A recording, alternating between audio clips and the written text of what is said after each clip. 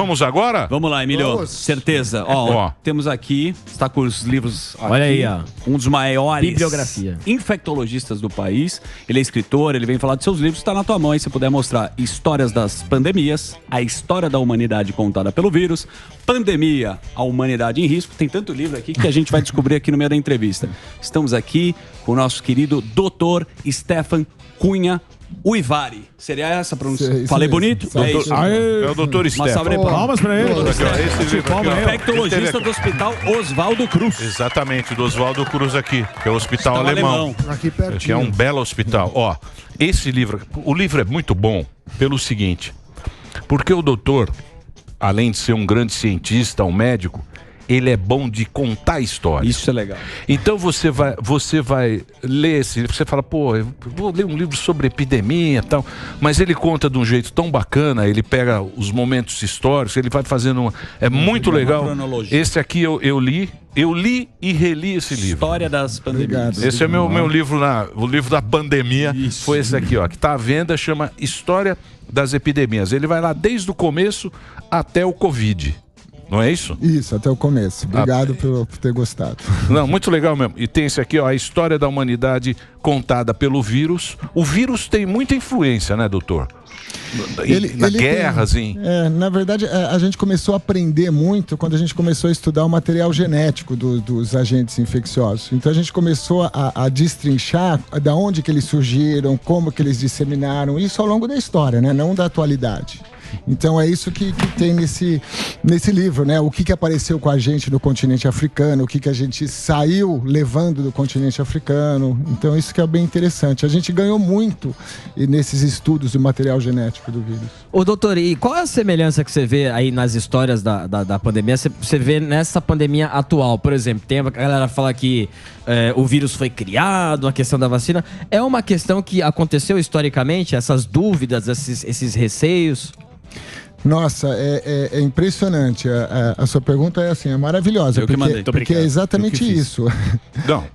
A história, ela se repete o tempo todo. É assustador. É assustador. Então, se você pega, não vamos muito longe, vamos voltar um século, quando teve a gripe espanhola. Na gripe espanhola, no começo, se acreditava que era mais um limpa-velhos. Limpa-velhos era o apelido dela porque ela matava os idosos. Então não se acreditava que fosse um quadro importante.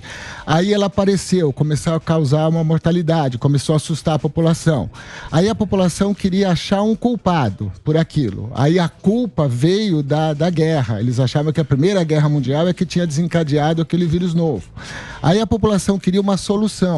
Então, na época, a solução era: se eu beber cachaça, o álcool vai matar o vírus. Sim. Se eu fumar tabaco, o ar quente vai matar o vírus. Se eu tomar limão, o ácido vai matar o vírus. Inclusive, nos Estados Unidos, no começo da pandemia, teve gente tomando detergente ou produtos. Isso mesmo. Meu Deus. E aí, o que aconteceu? Aconteceu que acabaram esses produtos nas mercearias. Como acabou aqui a cloroquina no começo da nossa pandemia.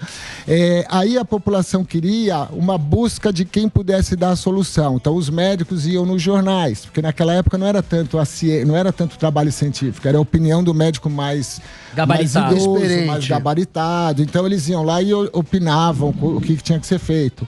O quinino foi usado naquela época. Acabou os esportes nos Estados Unidos. Aí eles voltaram com os protocolos de segurança, que eram os jogadores de beisebol usando máscara, a plateia usando máscara. Então é assim, e teve a dança das cadeiras. A população estava inconformada porque não se tomava uma solução. Então saiu o secretário de saúde, entrou outro, convidaram o Carlos Chagas, lembra do Carlos Chagas? Sim. Para ser o responsável pelo coordenar o Ministério da Saúde, ele não quis. Então, assim, não precisa ir muito longe, são duas epidemias que a gente vê exatamente a mesma história. Mas, doutor, agora... Olha, eu vou dizer uma coisa para você. É impressionante. Se você esse relato tá aqui, foi nos anos 20. E tem todos esses caras lá, Oswaldo Cruz, Carlos Chagas, tem o Pasteur, tem tudo tá aqui nesse livro. Ó, não é um livro, é fácil de ler, você vai gostar muito desse livro. Conta todas... E se você pegar... Porque nesse relato aqui do livro, você está contando uma história que aconteceu há 100 anos atrás. É exatamente a mesma coisa que a gente viu acontecer agora. a política entrou na história. Ou seja, população. A humanidade nunca aprende. O ciclo. Ô, doutor, a humanidade nunca aprende. A ciência, é assustador. A ciência evolui, mas o comportamento humano é diferente. Ele se repete. Né? Na hora que você vê a morte chegar perto da sua casa, então aí você quer um culpado, uma solução. No começo da pandemia, a gente culpava os chineses. As pessoas falavam, mas que ideia de comer animal exótico, comer cobra, comer isso, não sei aquilo. Agora a pergunta aqui, indo em conjunto aqui com o Alba. Obrigado. Qual que é o pior vírus que já foi criado em laboratório? O senhor acha que há possibilidades desse que a gente enfrentou aí, ainda está passando, ter sido criado em laboratório? Não, é pouco provável, porque, quer dizer, provável não, é quase impossível, porque na verdade a gente consegue, existe um ramo que rastreia vírus. Certo. Então, quando apareceu aquela SARS de 2003, todo mundo ficou assustado, porque aquele coronavírus, ele matava 10% dos infectados, então era uma coisa monstruosa. A nossa sorte é que a pessoa transmitia o vírus depois da primeira semana, quando ela ficava muito doente. Então deu tempo de você isolar os casos, separar antes deles transmitirem, né? Diferente da Covid, que eu transmito um dia antes de aparecer sintoma. Então o pessoal ficou com muito medo. E apareceram vários estudos pegando morcegos e rastreando a presença de coronavírus. E a gente tem uma quantidade muito grande de coronavírus em morcego. Então a qualquer momento a gente sabia que poderia ter uma mutação de um vírus desse e transmitir para o homem. Porque os vírus de RNA, eles sofrem muita mutação. E dentro dessa mutação monstruosa, ele pode reconhecer uma outra espécie. Então ele sai do morcego, reconhece a espécie humana e aí ele desencadeia um processo de epidemia na espécie humana, transmitido de homem para homem. Não, só para essa questão aí, tem vírus que já foi criado no laboratório. Qual é o pior vírus assim que a turma vai e já deve ter dado alguma... Você falar arma biológica. Cagadinha. Não, a arma biológica não. A arma biológica teve no passado alguns estudos, alguns países preparavam uma arma biológica. Então, quando o Japão invadiu a Manchúria em 1932, eles criaram um laboratório. Era uma unidade 731, se não me engano, em que eles preparavam, eles replicavam bactéria da peste negra, eles replicavam bactéria da cólera, eles soltaram bactérias em algumas cidades para ver a dimensão que ela podia se alastrar. Então, daí e de outros fatos é que a gente tem muito esse receio de vírus criado em laboratório. Toda hora vem se lá em 32 tinha isso. A pulga da bubônica jogaram lá na cidade, né? Isso, eles faziam... Tudo no livrinho. Esse livrinho é bom. História. Esse livrinho, ó, show de bola. Ele dá aula, vai lá. Doutor, o que... Esse aqui, o break. Deixa eu só fazer um break só pra rede de rádio. A gente continua, o papo tá muito bom. Ó, eu vou passar aqui o Instagram. Puta, é muito difícil o nome dele, ó. Nossa, é um nome dificílimo. Stefan normal, com F mesmo. Cunha. Aí tem o sobrenome, que é Uivari. Só que o Uivari escreve UJVARI. Perfeitamente. Tá foi bem, hein? Quem não tá no rádio, acompanha aí na TV. Tá aí bonitinho para você acompanhar e conhecer toda a publicação. E é uma leitura gostosa do doutor. Vai lá, Reginaldo. Eu ia perguntar o seguinte. Eu li uma parte do seu livro, você faz uma análise de várias epidemias, elas são repetitivas, o comportamento se repete, mas a gente tem um fator novo, que talvez seja a mobilidade de pessoas, né? Se a gente comparar com décadas, com séculos, as pessoas hoje são muito mais urbanas do que rurais, o que teoricamente alastra mais rapidamente, sem contar as viagens internacionais. Dá para tecer um paralelo quanto a isso, assim, como a velocidade afeta e afetará por mais algum tempo em comparação às anteriores? Sim. Na verdade, se você avaliar, o homem, ele sempre fez uma globalização lenta e progressiva das doenças infecciosas. Então, por exemplo, o exército romano, na época do Império Romano, conforme ele estendeu as suas fronteiras, ele trouxe a varíola e o sarampo para a Europa. Essa varíola e o sarampo foram levados para as Américas, no descobrimento da América. A febre amarela veio da África pelo tráfico negreiro, da escravidão. Isso. A própria gripe espanhola de 1918, ela levou meses para rodar o planeta, porque dependia de embarcação a vapor. Hoje em dia não, hoje em dia você já percorre rápido. Agora, o que você falou é uma coisa bem interessante, porque a gente vive um problema muito grave, que é a urbanização. Então, na década de 1990, a gente acreditava que podia, de novo, eliminar o Aedes aegypti de uma nação. Depois, a gente chegou à conclusão que era inviável, porque a gente tem uma urbanização grande, caótica e com lixo industrial.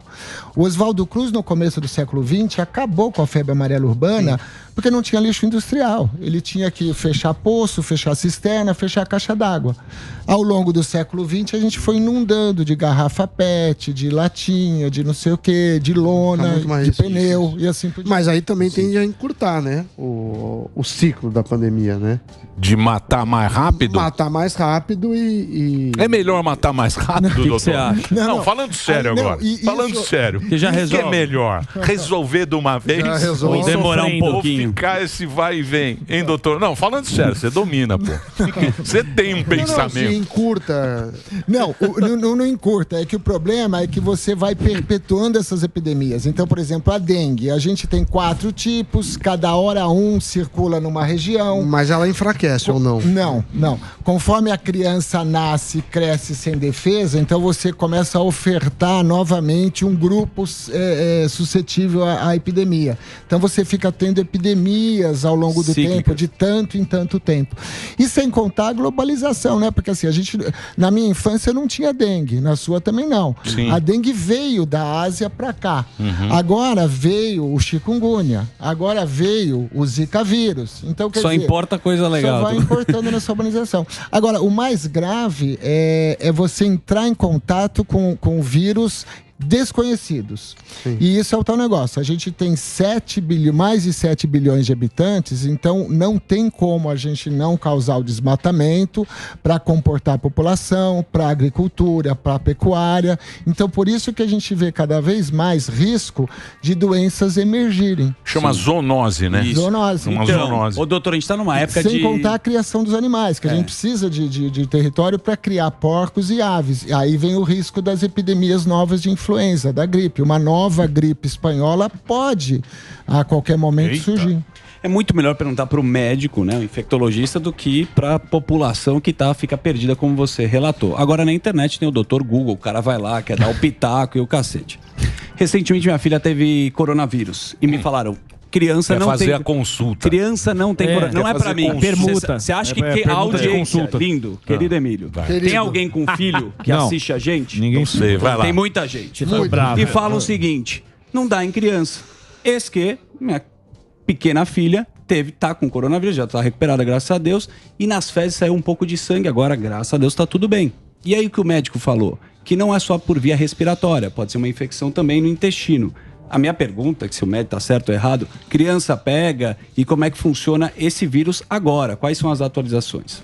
Não, é que na verdade no começo toda vez que aparece um agente infeccioso novo, a gente precisa fazer todo o estudo daquele agente. Então a gente não tem ainda o estudo todo. A gente foi aprendendo que as crianças eram muito mais assintomáticas e elas eram pouco comprometidas. A gente foi aprendendo isso. Conforme a doença foi avançando, a gente começou a ver que elas são pouco comprometidas, mas não estão isentas de complicações. Então isso a gente foi aprendendo. Foram aumentando o número de casos, de relatos, e a gente começou a ver quadros graves em crianças, apesar de ser muito mais raro do que o adulto, do que o idoso. Por isso que a gente começou a tomar uma preocupação com a criança. A gente foi aprendendo que esse vírus também invade as células do intestino. Então ele pode dar diarreia, eventualmente ele pode causar isso de sangramento intestinal, mas nada assim tão preocupante, é uma característica do vírus. E tudo isso a gente está aprendendo. Da mesma maneira que a gente está aprendendo a vacina. Será que a gente precisa vacinar uma vez por ano? Agora a gente está vendo que a gente tem que fazer a segunda, a terceira, a quarta dose. Então tudo isso a gente vai aprendendo. Agora, o mais importante é assim, é o que eu falei. toda a epidemia você tem o pânico e você tem a desinformação das notícias. Os receios. Fulano tomou uma vacina, ficou com um efeito colateral, então aí não pode vacinar. Não, ele está vendo uma amostra. Então, por isso que a gente tem que seguir um órgão central que vai dar todas as diretrizes. Então, esse órgão, que são os órgãos do governo, as secretarias, o ministério, é ele que fala. Precisamos tomar a 4ª dose, precisamos vacinar crianças acima de 5 anos, agora precisa dar uma 5ª dose. Né, confiar, porque tem política no meio e o cara se apropria disso também. Né? E tem muito país, né? E você recebe informação do mundo inteiro, cada um tem um protocolo. Agora, deixa eu perguntar um negócio pra você, doutor. Esse negócio de vacina, a gente não pode... a vacina é uma puta invenção, né? Coisa bem bolada que é a vacina. E salvou muita gente, né? Nós estamos aqui porque teve a vacina de tantas... Você olha, a relação para que tem vacina é infinito. Por que as pessoas têm tanto medo da vacina? Porque foi meio... No começo, foi meio complicado. Tem a história dos meninos que vinham nos navios inoculando, foi a varíola, né? Foi a varíola. A varíola. Foi meio traumático essa implantação de vacina. Talvez isso seja o medo que as pessoas têm hoje da vacina, né? Tem algumas coisas, assim, existem trabalhos que estudam exatamente isso. A gente tem um problema muito grande. O hemisfério norte, ele tem campanhas anti-vacina muito fortes. Então lá você tem epidemias de tempo em tempo, de rubéola, de sarampo, de cachumba, que é uma coisa que inaceitável mais. Nós aqui, nós nunca tivemos essa campanha anti-vacina. Então isso é o perigo que a gente corre, entendeu? O Brasil é o exemplo de vacinação no mundo todo, o calendário mais completo de vacinação. Agora, tem vários fatores mesmo. A vacina, ela passou por diversas etapas entre erros e acertos. Então a vacina no começo do desenvolvimento, ela trazia efeito colateral, você passava a hepatite B através de vacina depois que se descobriu, ela levava a umas alterações do sistema nervoso central. Quando apareceu a vacina do sarampo, ela causava uma reação monstruosa de febre, mal-estar. Então a gente foi avançando. Agora a gente está numa etapa que é absolutamente segura a vacina. Quando ela é lançada, ela é eficaz e ela segura. Porque também a gente desenvolveu esses protocolos de estudo de segurança, né? Então ainda tem esse vestígio lá de trás desse problema da vacina. A outra coisa é o medo por causa dessa campanha anti-vacina que começou a aparecer. Tem motivos religiosos, de pessoas religiosas que são contrárias a essa intervenção nossa. Tem motivos filosóficos, de pessoas que querem que o próprio organismo elimine o vírus com uma alimentação saudável. Teve aquele famoso trabalho de 1998, que foi um médico que ele quis apareceu, não se sabe muito bem, então ele forjou um trabalho mostrando que... Esse é do DJ não, lá? Não, é o Andrew Wakefield. Ele é um gastroenterologista e que ele lançou um trabalho bombástico numa revista que é o Lancet, uma revista importante. E aí ele falava que quando você dava uma vacina do sarampo, rubéola e cachumba, desde a década de 1930, você colocava uma pitada de mercúrio, que o mercúrio mata a bactéria, evita crescimento bacteriano. Então era uma maneira de você não contaminar. E aí ele soltou um trabalho mostrando que essa vacina causava autismo em algumas crianças, por causa do mercúrio. O que aconteceu? Como ninguém sabia, como ninguém sabia, os Estados Unidos tirou o mercúrio. Aí começaram, olha, tá vendo? Eles sabiam do mercúrio, tiraram o mercúrio. Só que aí o trabalho não foi reproduzido. Várias pessoas fizeram o trabalho e não viram isso. Depois ficou provado que era tudo... E aí surgiram esses grupos anti-vax. Mas isso alimentou, o grupo. Mas agora, assim, porque é um puta negacionista. Ele só toma bomba. Ele só toma no bumbum. Não, mas não vamos entrar nessa discussão que não tem fim. É discussão que não tem fim. Deixa eu só perguntar um negócio que eu fiquei muito preocupado. Não, eu fiquei... Não, mas não é, porque isso aqui tem muita coisa, tem muito livro. Então, tem umas pechas que são complicadas e tem caráter e conotação política. Então, mas aí vai ficar, porque tem... É médico. É médico. Não é político, é doutor. Doutor Stefan Cunha. Ó, deixa eu perguntar um negócio aqui que eu me preocupo. Não sei qual que eu li aqui. Esse aqui, ó. Esse se me deixou assustado. H5N1. Ai, meu Deus do céu. H5N1 é terrível. Leiam, nem vou falar. Eu quero saber o seguinte, que eu li aqui também, que eu me assustei, que foi o seguinte, que o senhor estava falando... A gente tem que agradecer aos cientistas e todo mundo que fizeram um esforço, e com essas novas vacinas, eu acho que vírus, a turma já está sabendo muito mais do que se sabia antes de 2020, né? Eu acredito que foi um esforço mundial para a gente ter as vacinas e tal. Sim. Agora, eu estava lendo ali o negócio das bactérias, né? De antibiótico, né? Isso é perigoso. Porra, mas nem saiu da pandemia, agora tem outro. Isso aqui é uma coisa que eu fiquei... Meu Deus! É que assim, né, quando a gente descobriu o primeiro antibiótico, a gente descobriu o quê? A gente descobriu a penicilina, né? Foi lá em 1928. Na verdade, o que era a penicilina? Era uma substância produzida por um fungo, que era o Penicillium, e essa substância matava a bactéria. Tá? O que a gente descobriu depois? Que isso é uma coevolução há milhares de anos. Então, alguns agentes infecciosos produzem substâncias antimicrobianas para poder competir naquele meio. Só que a outra bactéria contra-ataca, ela cria um mecanismo de resistência. Isso é uma evolução da natureza. O que a gente fez? A gente começou a descobrir o antibiótico, começamos a mudar as fórmulas, a lançar cada vez mais antibióticos e começamos a exagerar no uso de antibióticos. Isso fez com que a gente acelerasse o que naturalmente acontecia há milhões de anos, entendeu? E aí começaram a aparecer as bactérias. Então, o problema é que a gente precisa manter a corrida de lançar antibióticos novos. Mas isso precisa de muita grana, né? Essa corrida que está desequilibrada. Por outro lado, a gente também tem um outro papel, que é conscientização de só usar antibiótico quando realmente tem uma infecção bacteriana. Se for uma infecção bacteriana, saber qual que é a bactéria e qual que é o foco para usar um antibiótico mais eficaz, mas de menos amplo espectro. Não vou dar uma bala de canhão para matar uma formiguinha. Isso que a gente tem que bater na tecla.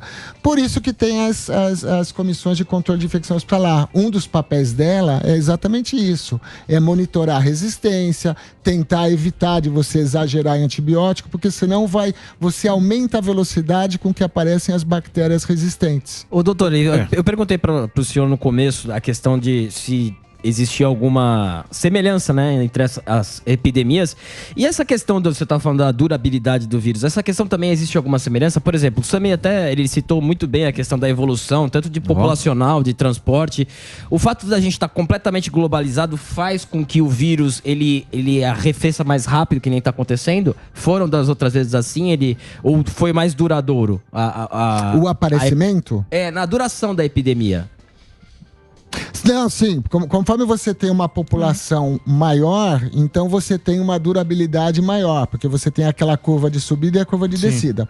O único problema não, mas a diferença é que hoje a gente tem o total conhecimento epidemiológico. Então, muitas vezes a gente prolonga mais porque a gente entra com as medidas preventivas, né? Para você não alastrar essa epidemia, que foi o que a gente fez, né? Que é o famoso achatar a curva. Sim. Agora, o problema muito, muito grande, que eu entendi que você falou no começo também, é o surgimento de novos agentes. Então, é uma provável tônica, porque não tem como a gente ter mais de 7 bilhões sem invadir as matas, entendeu?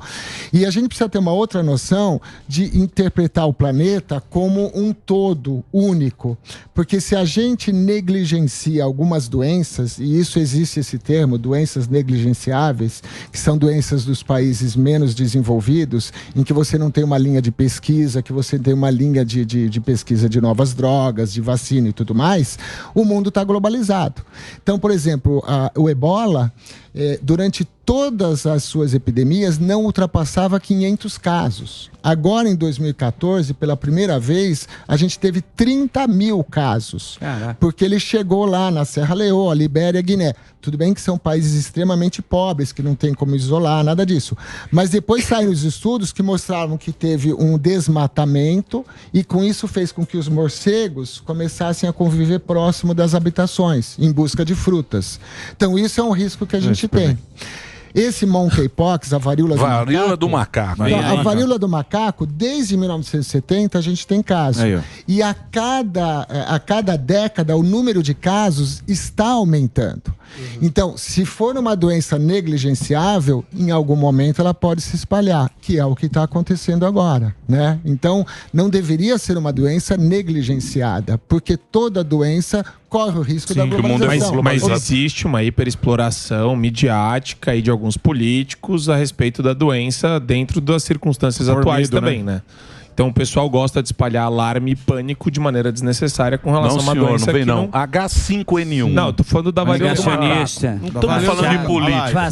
Não, porque o pessoal H5, essa é a questão. H5N1. Essa é preocupante.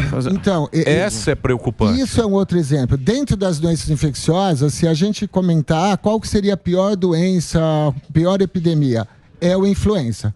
Porque a influenza é assim, você tem a gripe do homem, que é o nosso influenza. Só que você tem diversos tipos de influenza que infectam diversos tipos de animais. Até baleia pode ser infectada por influenza. E o problema é que quando você tem uma criação de porcos com as aves, pode ter uma mistura dentro do suíno. Então, o vírus da ave vai para o suíno ao mesmo tempo em que vai um vírus humano. E aí você mistura o vírus. E aí aparece um vírus novo, com uma letalidade grande, que se espalha para o homem. Ou senão você pode ter uma mutação dentro desse aglomerado todo de animais, que é o H5N1, e agora tem um novo, H7N9. Então, esses vírus, em criadores de aves domesticadas, de galinhas, muitas vezes eles se infectam. A gente monitora isso. E a mortalidade é grande. Só que esse vírus não teve a mutação de passar de pessoa para pessoa. Por isso que a gente não viveu ainda uma pandemia. Passou de animal para pessoa, não de pessoa para pessoa. Então, o governo da China... tem caso. O governo da China vai lá, quando detecta um caso em alguma criação, eles destroem a criação, eles ficam o tempo todo fazendo isso. Só que as aves migratórias levam o vírus, entendeu? Então, o medo que a gente tem é esse vírus sofrer uma mutação, ou senão, ele invadir o porco ao mesmo tempo que invade o vírus humano. E aí sofre uma mistura. Doutor, rapidamente. Só uma coisa, por exemplo, lembra aquela epidemia da gripe suína de 2009? Sim. No final, aquele vírus era uma mistura de 4 vírus. Eram 2 de porcos, um humano e um das aves. Então, eles foram se misturando ali de uma maneira oculta, sem a gente saber, até que apareceu. Então, e vão mudando, né? Por isso que a gente atualiza a vacina. Pergunta do Morgado que ele me mandou. Você acha que a imunidade de rebanho, ou que o cara tá falando é a vacina, tem de rebanho também. O que ajuda a acabar a epidemia, a pandemia na história? Não, a imunidade de rebanho ela é fundamental. Sim. Porque, na verdade, você sabe que quanto maior o número de pessoas imunizadas, o vírus ele não consegue encontrar alguém para perpetuar a sua transmissão. Ele não vai encontrando pessoas. Então, ele, por exemplo, o meu vírus poderia infectar o Emílio lá atrás, que não está imunizado. Mas ele vai passar para você e depois passa para o Emílio. Se você está imunizado, ele para em você, não chega no Emílio. Então, isso é imunidade de rebanho. Eu tenho uma quantidade certa de pessoas vacinadas. E isso a gente sabe, para cada agente infeccioso tem uma probabilidade da imunidade de rebanho. Então, por exemplo, o sarampo, porque uma pessoa pode infectar outras 18. Então, a gente sabe que precisa 95% da população imunizada para o vírus ser eliminado. Que é o grau de transmissão, né? Mas imunizada tanto naturalmente quanto pela vacina. Sim, mas tem vacina. Tem vacina. Só contextualizando que pode ser imunidade natural também. Mas tem esse negócio de pegar mais de uma vez o vírus, né? Então, a imunização não é completa, né? Do sarampo? Não, da Covid. Não, da Covid sim. Da Covid a gente meio que foi surpreendido por causa das mutações. E aí já era a imunidade de rebanho. Doutor, então, mas agora... A varíola, ela foi extinta, foi a primeira infecção extinta, porque a imunidade de rebanho não precisava ser tão alta, podia ser mais baixa. E numa época em que a gente tinha Guerra Fria. Então, os países, ou eles seguiam os Estados Unidos, ou eles seguiam a extinta União Soviética. Então, foi mais fácil você comandar uma vacinação em massa. Mas convivemos durante 10 mil anos com a varíola. 10 mil anos. 10 mil anos. Doutor, e vou dizer, mas me fala uma coisa, doutor. Você acha que pega o sabre. Esse Covid nosso aí já resfriou? Aliás, você pode saber por que chama gripe, resfriado e influenza. Por quê? Tá no livro. Tá no livro. Vamos falar. Se você quiser saber, você compre o livro História das Epidemias. Tá tudo lá. A última questão. Você acha que ele tá mais fraco, vamos chamar assim? Faz aí, Morgado. O que a gente viu a gente estava morrendo de medo porque quando apareceu a Ômicron, que tinha uma quantidade imensa de mutação, então a gente estava super apreensivo, que é o que eu falo, a gente sempre está descobrindo um novo agente. E aí a gente se surpreendeu que ela teve realmente tanta mutação e tanta transmissibilidade que, por outro lado, ela diminuiu a agressividade, mas ainda tem. Quando você pega as pessoas que têm as 3 doses de vacina, esse grau de complicação é muito menor. Então isso daí foi uma coisa que surpreendeu a gente. Tanto que a gente está tendo várias pessoas nessa outra onda infectadas. Se fosse com uma variante antiga e se não tivesse pelo menos 3 doses de vacina, nossa, ia ser um caos. O problema é que a gente não sabe se foi a vacina ou se o vírus está mais fraco. Então é melhor tomar a vacina. Eu tomei a vacina. Eu tomei 3 doses.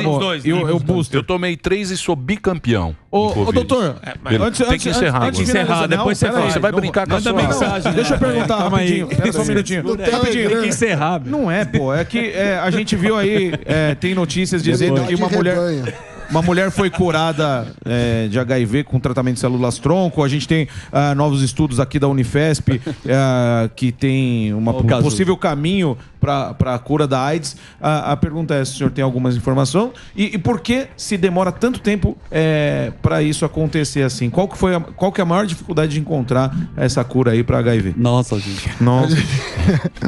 Esse trabalho da Unifesp é um trabalho bem interessante, que é o Ricardo Dias, que faz esse trabalho já há um certo tempo. A gente tem uma dificuldade porque assim, a gente tem toda a receita na mão, né, que são as medidas preventivas, em que vira e mexe a gente falha nessas medidas, né, do uso de preservativo. A gente tem uma dificuldade de encontrar uma vacina que haja no vírus do HIV, que é outra dificuldade. E a gente tem uma dificuldade de achar medicamento que acabe com esse vírus no que a gente chama dos santuários. Então existem algumas células que são os santuários, que ele fica lá dormente. Certo. É isso que a gente não encontrou ainda. E esse lance da célula tronco pode ser uma boa, não? Não sei te dizer. Isso, na verdade, eu sei dos pacientes que fizeram uma quimioterapia importante para fazer transplante de medula, que isso daí realmente teve um sucesso. Mas a célula-tronco eu não sei. É que a célula-tronco tem muita propaganda em cima dela, né? De várias curas, de várias doenças com a célula-tronco. Mas eu não sei te dizer. Valeu, doutor Stefan. Agora pode terminar. Queria... Você demorou tanto para fazer uma pergunta que ele não sabe. Deixa eu falar sério. Mas eu tenho que perguntar se eu não sei, algumas perguntas. Próxima você não faz. Deixa eu falar sério. Tem aqui, ó, as publicações do Dr. Stefan. Esse aqui eu li, é muito bacana. Vou levar esses aqui, ó, também. Esse aqui, esse Pandemias aqui. Esse é o último. Qual é o último do doutor? O último é esse, da História das Epidemias. História das Epidemias. Esse aqui é o último. É muito legal esse livro. Muito legal mesmo. Você lê, você não vai... Você vai entender... É rápido, né? E você vai entender todo o processo. É muito bacana. E ele conta a história muito bem. E fala sobre o ser humano, mas... Exatamente. Doutor é bom, hein? Isso é bom, tem aqui a Humanidade em Risco. Peraí, eu tô vendendo o livro do doutor aqui, ó. Vocês ficam com palhaçada aí, o outro. Puta mendigo História da humanidade aqui, ó. Contada pelo vírus. Guerra.